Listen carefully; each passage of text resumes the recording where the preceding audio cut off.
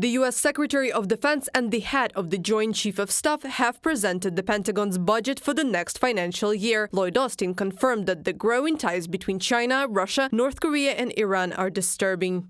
Iran has provided Russia with capabilities, technologies and drones, and that has had an impact on Russia's ability to recover from the damage that Ukraine has done to it. We're going to have to make sure that we have the resources and the ability to work with our allies to continue to deter aggressors and promote peace and stability in every region. Lloyd Austin, United States Secretary of Defense, from the publication in The Voice of America.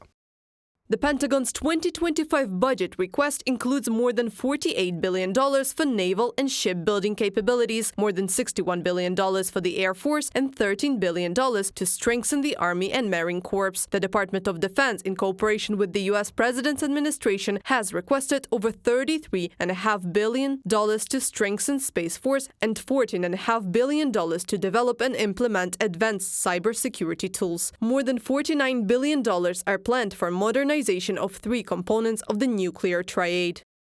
It is obvious that the emphasis will be on the production of new weapons, but America is not investing as much money as China, for example. But there is an explanation for this. The US is already at a higher level of armaments than China. China is only catching up.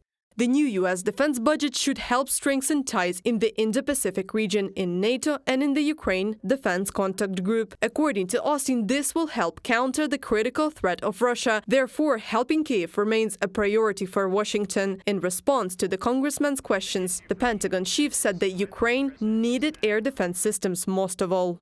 Air defense has long been one of the things that we have emphasized over and over again. There are countries that have Patriot, and what we are doing is continuing to negotiate with those countries. Lloyd Austin, United States Secretary of Defense, from the publication of The Voice of America.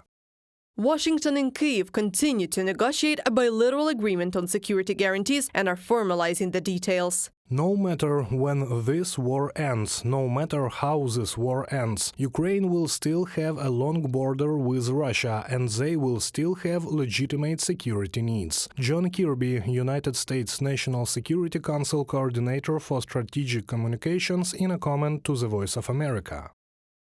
In July 2023, the G7 countries adopted the Declaration of Support for Ukraine. The document implies that all G7 countries will sign bilateral security agreements with Kyiv. These agreements should be in effect until Ukraine becomes a full member of NATO. Reported by Anastasia Tarnavska, Yulia Bil, UATV News.